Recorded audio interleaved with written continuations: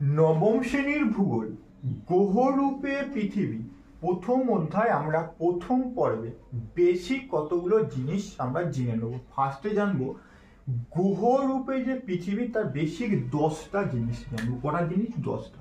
ফার্স্টে দেখো পৃথিবীর বয়স হচ্ছে 460 কোটি বছর, 1 নম্বর।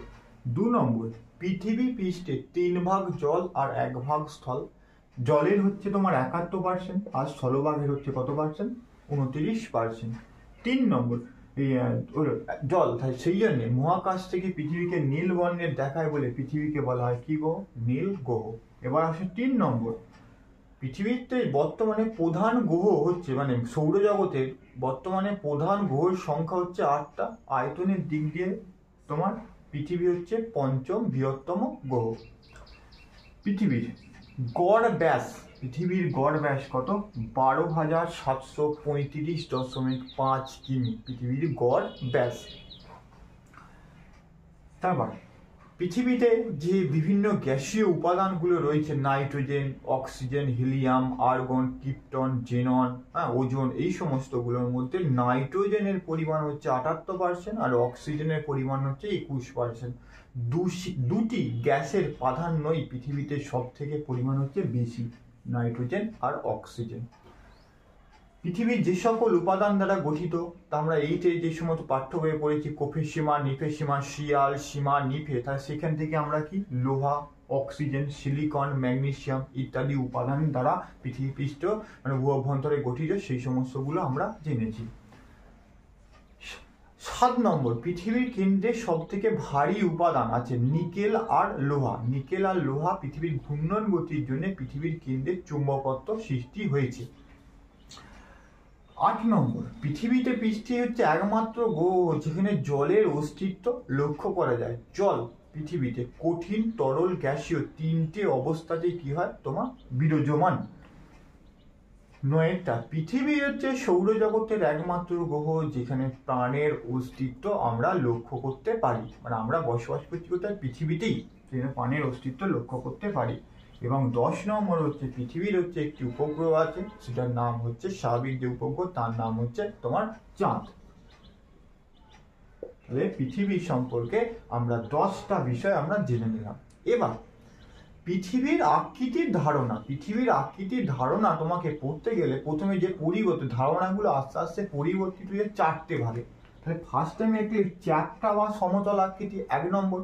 2 নম্বর হচ্ছে পৃথিবীর গোলাকার আকৃতি। 3 নম্বর হচ্ছে পৃথিবীর অভিগত গোলক এবং 4 নম্বরে সর্বশেষ আছে পৃথিবীর আকৃতি, পৃথিবীর সদৃশ্য বা জিওড। তাহলে পৃথিবীর ধারণার আকৃতির যে পরিবর্তনটা আস্তে আস্তে সমতল চ্যাপ্টা বা সমতল আকৃতি, 2 নম্বরে এসেছে পৃথিবীর গোলাকার আকৃতি, 3 নম্বরে এসেছে পৃথিবীর অভিগত গোলক, আর সর্বশেষ হচ্ছে আর পৃথিবীর আকৃতি, পৃথিবীর সদৃশ্য, যেটা বলা হয় জিওড বলা হয়। তাহলে 4টে ধাপে ধাপে কি হচ্ছে? পৃথিবীর আকারের ধারণা পরিবর্তিত হয়েছে। এবার এই যে পৃথিবীর ধারণাগুলো 3টে যুগে আবার ভাগ করেছে। একটা হচ্ছে প্রাচীন যুগ, একটা হচ্ছে মধ্যযুগ, আর একটা হচ্ছে আধুনিক যুগ। আধুনিক যুগ মানে বর্তমানে যে শেষের দিকে যেগুলো। প্রাচীন যুগে দেখো একটা আর দুটো তোমাকে ভালো করে প্রাচীন যুগের যে চ্যাপ্টা আর গোলাকার আকৃতি প্রাচীন যুগের মধ্যে পড়ছে। তাহলে প্রথমে দেখো চ্যাপ্টা বা সমতল আকৃতির ধারণা প্রাচীন যুগ থেকে এসে আসছে। তাদের যে কতগুলো বেসিক আমি তুলে রাখলাম। মেসোপটেমিয়াদের ধারণা। মেসোপটেমিয়া বর্তমানে হচ্ছে ইরাকে অবস্থিত। তারা প্রথমে কি ভাবছো? পৃথিবী হচ্ছে বিশাল বড় সমতল এবং এই সমতল পৃষ্ঠে গোলাকার আকাশ দ্বারা পরিবেষ্টিত। তারা এই মেসোপটেমিয়াদের প্রথম ধারণাতে পৃথিবী হচ্ছে সমতল এবং এই সমতল পৃথিবীকে কেন্দ্র করে আছে গোলাকার আকাশ। তার পরিপ্রেক্ষিতে হেক্কাটিয়াস পৃথিবীর এই সমতল পরিপ্রেক্ষিতে তিনি মানচিত্র মানে পৃথিবী অঙ্কন করেছিলেন, পৃথিবী এঁকেছিলেন। তারপর চীনাদের ধারণা, চীনারা ভাবতো তারা যেই অঞ্চলে বসবাস করছে সেই অঞ্চল ব্যতীত আর কোনো বাইরের ভূখণ্ড নেই এবং সেই পৃথিবী হচ্ছে সমতল ও বর্গাকার এবং তার বাইরে এবং সেই ভূখণ্ডের বাইরে গোলাকার আকাশ দ্বারা পরিবেষ্টিত চীনারা ভাবতো। চীনারা যেখানে বসবাস করতো ওর বাইরে কোনো ভূখণ্ড নেই। তারপরে হচ্ছে গিগদের ধারণা। গিগদের ধারণা, তারা কি গিগরা ভাবতো পৃথিবী হচ্ছে বিশাল বড় একটা সমতল ভূখণ্ড, তার বাইরে হচ্ছে তোমার আদি অন্তহীন উদ্বেল মহাসাগর দ্বারা পরিবেষ্টিত। তারা গিগরা ভাবতো। তাহলে এরা মেসোপটেমিয়া, চীনা এবং গিগরা তিনজনই ভাবতো পৃথিবী হচ্ছে সমতল এবং এর বাইরে হচ্ছে গোলাকার আকাশ দ্বারা পরিবেষ্টিত।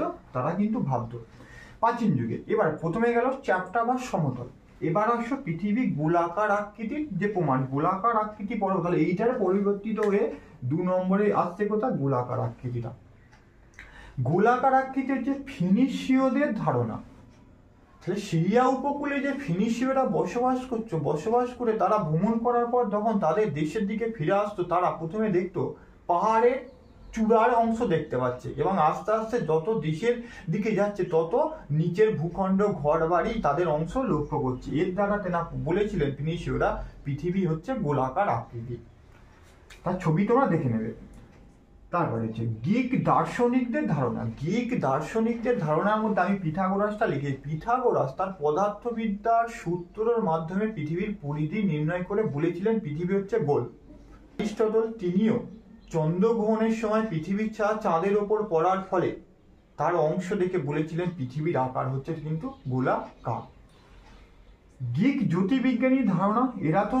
এরাতোস্থেনিস পৃথিবীর প্রথম পরিধি নির্ণয় করেছিলেন। পৃথিবীর পরিধি নির্ণয় করে বলেছিলেন প্রায় 40,000 কিমি সামথিং পয়েন্ট একটা আছে, 40,000 কিমির বেশি পৃথিবীর পরিধি। প্রথম যে পরিধি নির্ণয় করেছিলেন তোমরা নাম লিখবে এরাতোস্থেনিস। তিনি পৃথিবীর প্রথম পরিধি নির্ণয় করে বলেছিলেন পৃথিবীর আকার হচ্ছে কি গোলাকার।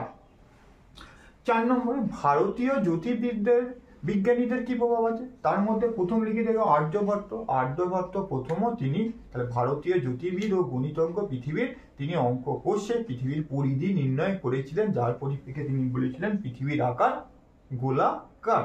আর এখানে হচ্ছে বরাহমিহির হচ্ছে পৃথিবীর গোলাকার যে সেইটাই মতবাদ পোষণ করেছিলেন। তাহলে এইগুলো তোমার এরাতোস্থেনিস, পিথাগোরাস, অ্যারিস্টটল এই সমস্তগুলো তারা সমগ্র পৃথিবীতে গোলাকার তার ধারণা তিনি পোষণ করেছিলেন। এটা গেল প্রাচীন যুগ। এবারে 2 নম্বরে আসছি দেখো মধ্যযুগ। তাহলে মধ্যযুগে দেখো খ্রিস্টানদের ধারণা আর মুসলিম জ্যোতির্বিদদের ধারণা। তাহলে খ্রিস্টানদের মধ্যে দেখো ইডিডোর অফ সালভেবি আর বিবিডি ভিনিভোর। এরাও কি বলেছিলেন?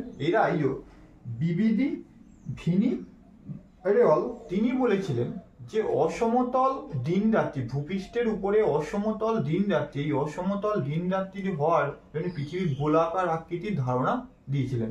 আর ইসিডোর সাভেলি তিনি বলেছিলেন পৃথিবী হচ্ছে তোমার গোলাকার, চাকতি বা গোলাকার, যার জন্য গোলাকার আকৃতির ধারণা তিনি পোষণ করেছিলেন। মুসলিম জ্যোতির্বিদদের ধারণা আবু রেহান বিহুনি এবং ক্যালিস আল মাসুদ এই দুজন ব্যক্তি তিনি যে গোলাকার পরিধি তা পরিমাপ করে তিনি তাদের পরিমাপ করেছিলেন এবং তারা পরিমাপ করে বলেন পৃথিবী হচ্ছে গোলাকার আকৃতির ধারণা তিনি মতবাদ দেন বা ধারণা দেন বা মতবাদ দেন। আধুনিক যুগে ফার্ডিনান্ড এবং ম্যাগেলান তারা পৃথিবী ভ্রমণ করার পরে তারা নিজেদের দেশে ফিরে এসেছিলেন। তারা বলেছিলেন পৃথিবী আকৃতি হচ্ছে গোলাকার না হলে তারা নিজের দেশে আর ফিরে আসতে পারতো না। এখান থেকে তাদের ধারণা অনুসারে আধুনিক যুগে পৃথিবী হচ্ছে গোলাকার।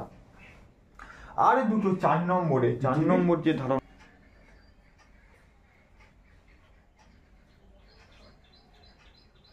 অভিগত গোলক আকৃতি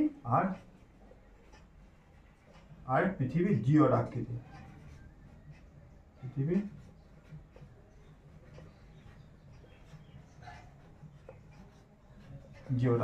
তাহলে 4 নম্বর 1, 2, 3, 4 পৃথিবীর অভিগত গোলক আকৃতির ধারণা।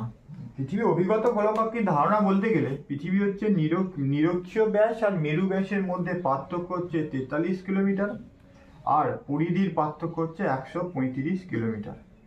তাহলে পৃথিবীর উত্তর মেরুটা কিছুটা ফোলা, দক্ষিণ মেরুটা কিছু চ্যাপ্টা, নিরক্ষীয় অঞ্চলটা কিছুটা ফোলা। তাহলে এই জন্য তাহলে পৃথিবীর আকৃতি কি টাইপের? অভিগত গোলক টাইপের ধারণা 3 নম্বর। আর সর্বশেষ হচ্ছে পৃথিবী হচ্ছে জিওর আকৃতি। পৃথিবী পৃষ্ঠের অসমতলের ভূমিরূপ এবং অবিকর্ষীয় ত্বরণের তারতম্যের কারণ জন্য পৃথিবীর আকৃতি সর্বশেষ বলা হয় পৃথিবীর মতো টলেমি। পৃথিবীর প্রথম মানচিত্র অঙ্কন করেছিল কে? টলেমি, মনে রাখবে। আর এরাতোস্থেনিস পৃথিবীর প্রথম পরিধি নির্ণয় করেছিল।